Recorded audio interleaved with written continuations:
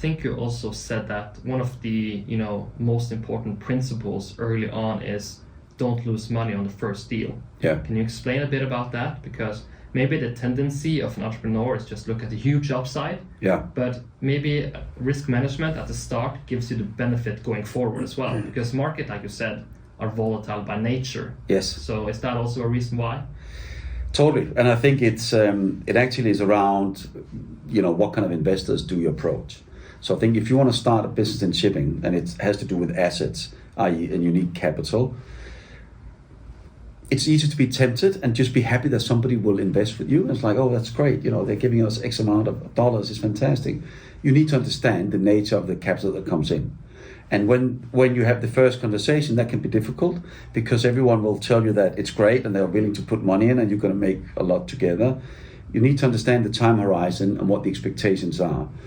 This was my biggest challenge, was to actually, coming from a listed entity where shareholder interaction was through investor meetings that were already established, to talk to private equity, to different funds that have often too short a time horizon for what the shipping cycle requires to actually make a profit.